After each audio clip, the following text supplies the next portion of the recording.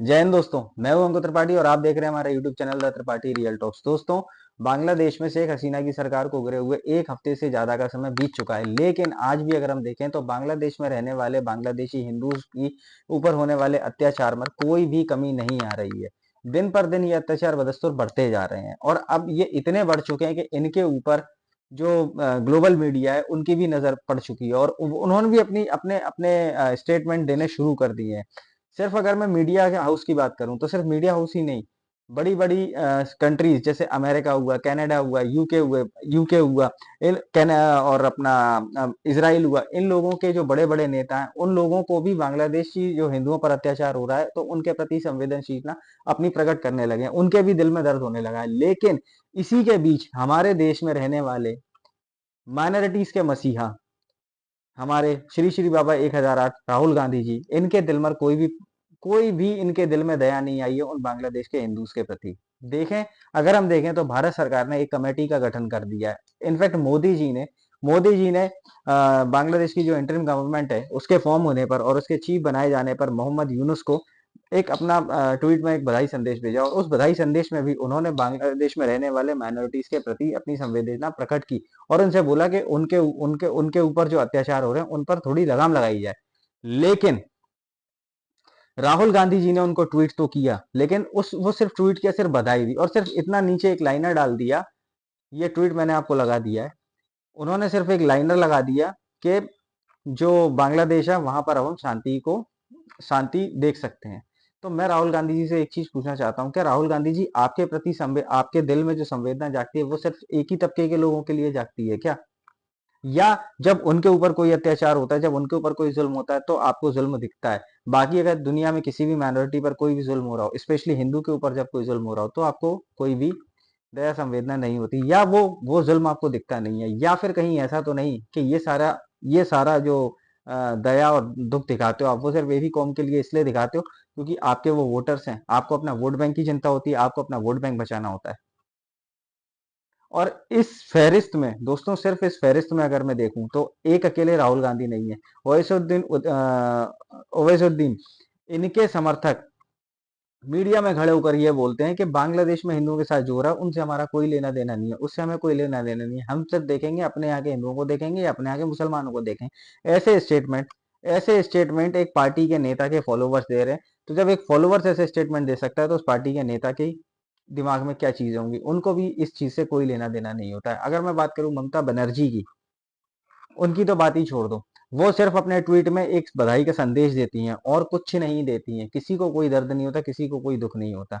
और इसी श्रेणी में हमारे यहाँ मीडिया हाउसेस की अगर मैं बात करूं तो बहुत जाने माने और वरिष्ठ पत्रकार रवीश कुमार रवीश कुमार जी को जब गाजा में हमला हुआ था या गाजा में जब इसराइल ने अपने बदले लिए थे और गाजा गाजा में जब ये लोग मरे हुए थे, मुसलमान मारे गए थे, तब इनको बड़ा दर्द हो रहा था, बहुत ज्यादा दर्द हुआ था इनको उस टाइम पे। लेकिन आज जब बांग्लादेश में हिंदू के प्रति इतनी ज्यादा नफरत आ गई है और उनके मंदिर तोड़े जा रहे हैं, उनके घर बारों को लूटा जा रहा है, बच्चियों को उठाकर उनका धर्म परिवर्तन कराया जा रहा है, उनके साथ रेप हो रहे हैं, किलिंग्स हो रही हैं, तब इनके दिल में कोई दर्द नहीं होता। इन पत्रकार महोदय के मुंह से एक शब्द नहीं फूटता, ये अपना मुंह चुप करके बैठ जाते हैं। ये कुछ हमारे यहाँ की ऐसी मीडिया है। ऐसे ही हमारे यहाँ के कई बड़े सारे यूट्यूबर्स हैं। अब मैं किसी का नाम लेना नहीं चाहता, लेकिन वो ऐसे यूट्यूबर हैं जो अपने आप को देशभक्त तो बहुत कहते हैं और बहुत देश के बारे में सोचते हैं, लेकिन जब मैं उनका यूट्यूब को चेक करता हूँ, जब मैं उनके चैनल को चेक करता हूँ तो उनके ऊपर बांग्लादेश हिंदुओं के प्रति कोई भी वीडियो नहीं बनाई जाती है। दोस्तों, ये कटिंग्स आपको दिख रही होंगी, यहाँ मैं सब तरफ लगाई दे रहा हूँ। एक्चुअली एन नंबर की कटिंग है, मैं इतनी सारी कटिंग्स भी नहीं लगा सकता। ये सारी कटिंग्स आपको दिख रही होंगी। ग्लोबली मीडिया में ये पब्लिक जो लोग हैं ये उनको उस बांग्लादेश में होने वाले अत्याचार को देख रहा है और वो अपने अपने न्यूज़पेपर में या अपनी अपनी मीडिया में उसको पब्लिश भी कर रहे हैं। लेकिन एक ऐसा ही बहुत बड़ा मीडिया हाउस है, अल जजीरा। अगर मैं अल जजीरा की बात करूं तो जब इसराइल के हमले से गाजा में मुसलमान मारे गए थे तब तो इनको बड़ा दुख हुआ था कि इसराइल ने हमला कर दिया और इसराइल ने इतने लोगों का जेनोसाइड कर दिया। लेकिन इनको वो नहीं दिखा था, इनको वो चीज नहीं दिखी थी जब सबसे पहले हमास ने इसराइल में घुसकर बच्चों को तंदूर में और ओवन में भून दिया था। वो इनको दुख नहीं दिखा था, वो इन लोगों को ये लगा था कि इसराइल के अत्याचार के लिए हमास ने कदम उठाया। उसके अत्याचार को मिटाने के लिए हमास ने अपना कदम उठाया।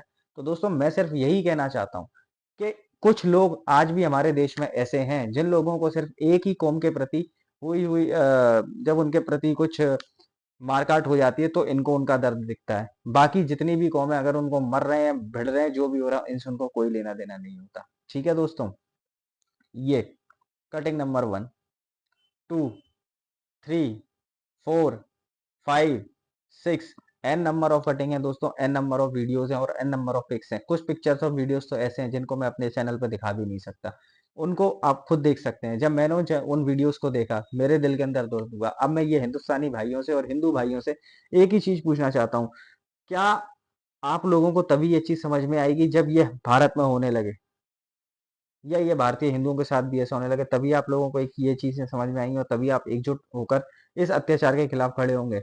और मैं मोदी सरकार से भी एक चीज कहना चाहता हूँ, मैं किसी का नाम लेना नहीं चाहता, मैं किसी को टारगेट करना नहीं चाहता, मैं सिर्फ जनता को बताना चाहता हूँ कि हमारे देश में क्या हो रहा है और क्या नहीं हो रहा है। ठीक है, मैं मोदी जी से भी ये गुजारिश करना चाहता हूँ कि मोदी जी सिर्फ कमेटी बना देने से या ट्वीट पर अपनी संवेदना व्यक्त कर देने से किसी चीज को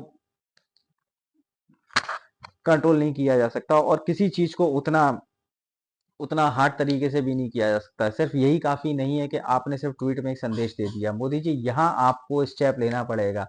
हो सकता है भारत सरकार या भारतीय वहां जाकर कुछ ना कर सकें, लेकिन हम बांग्लादेश से बात करके उसके ऊपर प्रेशर डाल सकते हैं बांग्लादेशी हिंदू की सुरक्षा के लिए। आज ये नई न्यूज अभी 1-2 दिन से ये न्यूज आने लगी है कि बांग्लादेश में जितने भी हिंदूज हैं ये इकट्ठे हो रहे हैं और इन्होंने ढाका को घेरना शुरू कर दिया, और ये इकट्ठे इसलिए हो रहे हैं अपने आप को बचाने के लिए। और ये बांग्लादेश की सरकार से ये चीज पूछना चाहते हैं कि क्या हम बांग्लादेशी नहीं है, क्या हम बांग्लादेश के लिए काम नहीं कर रहे, या हम बांग्लादेश की तरक्की में अपना योगदान नहीं दे रहे हैं। दोस्तों ये वही लोग हैं जिन्होंने 1971 में मुसलमान और हिंदुओं ने मिलकर बांग्लादेश को आजादी दिलाई थी, बांग्लादेश को बनाया था, लेकिन आज इन्हीं हिंदुओं को वहां से निकाला जा रहा है। ये कोई बांग्लादेश ऐसा पहला देश नहीं है दोस्तों। अगर हम इतिहास को देखें, हिंदुस्तान से अलग हुआ पाकिस्तान, अफगानिस्तान अलग हुआ, और पाकिस्तान को टूटकर दो देश बने, पाकिस्तान और बांग्लादेश। दोस्तों आज अगर हम पाकिस्तान में माइनॉरिटीज की कंडीशन देखें तो जिस समय आजादी के टाइम पर जब हम आजाद हुए थे और जब पाकिस्तान बना था, उस टाइम पर जो माइनॉरिटीज की आबादी 28 और 30% थी, आज वो घटकर 1% या 2% हो चुकी है। पाकिस्तान के लोग तो खुद कहते हैं कि पाकिस्तान एक कलमे के नाम से बना है और 98% पॉपुलेशन यहाँ पर इस्लाम है, मुसलमान है, इस्लाम है। अगर मैं अफगानिस्तान की बात करूं तो अफगानिस्तान में भी माइनॉरिटीज बहुत कम बची हैं दोस्तों, बहुत कम। अगर अब यही चीज ये लोग कर रहे हैं बांग्लादेश में, 1971 में 30% या 28% आबादी थी, आज वो घटकर 8% हो रही है, और ऐसा ही चलता रहा तो आने वाले 4 से 5 साल में ये कंडीशन भी बांग्लादेश के कंडीशन की तरह हो जाएगी। मालदीव्स की अगर हम बात करें, मालदीव्स एक समय में हिंदू राज्य था, हिंदू देश था। अगर मैं इसकी इंडोनेशिया की बात करूं, मलेशिया की बात, और न जाने कितने एग्जाम्पल हैं दोस्तों, जहां पर एक तबके के लोग ने अपने आप को बढ़ाया और अपने आप को बढ़ाया और इतना बढ़ा दिया कि उसके बाद उन्होंने वहां पर दूसरे जो तबके के लोग थे उनको सफाया कर दिया और पूरे देश पर अपना कंट्रोल काबिज कर दिया। और ये कोई एक एग्जाम्पल नहीं है, अब यही चीज बांग्लादेश में हो रही है। दोस्तों ये चीज ऐसा ना हो, मैं उन लोगों से बोलना चाहता हूं जिनको आज भी उन लोगों के प्रति दर्द होता है, मैं उन लोगों से बोलना चाहता हूं, क्या आप लोगों की आंखें तभी खुलेंगी या आपके दिल में दर्द तभी होगा जब वो सारी चीजें आपके साथ होंगी। ये मेरी इस बात पर गौर फरमाइएगा दोस्तों। अगर आपको मेरे ये वीडियो पसंद आई हो तो अपने ज्यादा से ज्यादा दोस्तों के साथ शेयर कीजिए, मेरे वीडियो को लाइक कीजिए, मेरे चैनल को सब्सक्राइब कीजिए, और इंस्टाग्राम की लिंक मैं डिस्क्रिप्शन में दे दूंगा, मुझे इंस्टाग्राम पर भी फॉलो कीजिए। मिलता हूं आपसे नेक्स्ट वीडियो में, तब तक के लिए जय हिंद, जय भारत।